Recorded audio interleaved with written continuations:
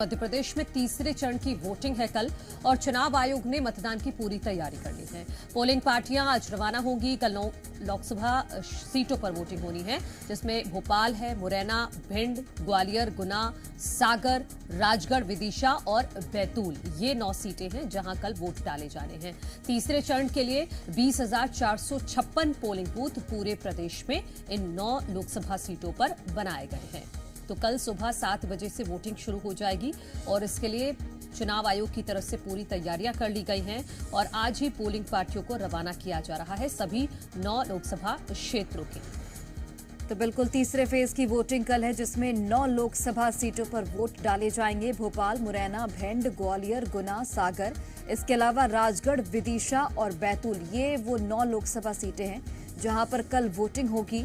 और तीसरे चरण के लिए 20,456 पोलिंग बूथ बनाए गए हैं। सुरक्षा के लिहाज से तमाम इंतजाम किए गए हैं और पोलिंग पार्टियां आज रवाना होंगी। उद्देश्य है कि शांतिपूर्ण मतदान कराया जा सके। और जिस तरीके से पहले और दूसरे चरण में हमने देखा कि वोटिंग प्रतिशत थोड़ा कम रहा, उम्मीद है कि इस बार वोटिंग प्रतिशत सही रहेगा और इसीलिए हम लगातार अपील भी कर रहे हैं कि कल अपने मतों का इस्तेमाल जरूर करें। कल 9 लोकसभा सीटों पर वोटिंग होनी है और जो चुनाव प्रचार का शोर था वो बीते कल थम गया। आज हालांकि डोर टू डोर कैंपेन जो प्रत्याशी हैं वो कर पाएंगे। तो बिल्कुल आज सभी पोलिंग पार्टियों को रवाना किया जाएगा 9 लोकसभा क्षेत्रों के लिए, और क्योंकि आज रात ही पोलिंग पार्टियां वहां पर पहुंच जाएंगी और अपने अपने मतदान स्थल पर तैयारियां करेंगी और सुबह 5 बजे से ही मॉक पोल शुरू हो जाएगा और उसके बाद 7 बजे से वोट डलने भी शुरू हो जाएंगे। तीसरा चरण है तो कई चुनौतियां चुनाव आयोग के सामने भी हैं, क्योंकि जो पिछले 2 चरणों में देखा गया है कि वोटिंग परसेंटेज कम रहा है, तो तब से ही चुनाव आयोग ने इस बार ज्यादा मेहनत की है कि ज्यादा से ज्यादा लोग घरों से बाहर निकले और अपने मत का प्रयोग करें। चुनाव आयोग ने काफी कैंपेन भी किया है, लोगों को जागरूक करने के लिए अलग अलग तरीके अपनाए हैं। तो अब देखना कल ही होगा कि क्या असर उसका देखने को मिलेगा, क्योंकि हीट वेव भी है, मौसम भी बहुत ज्यादा गर्म है मध्य प्रदेश में। तो ये भी एक बड़ी चुनौती चुनाव आयोग के सामने है।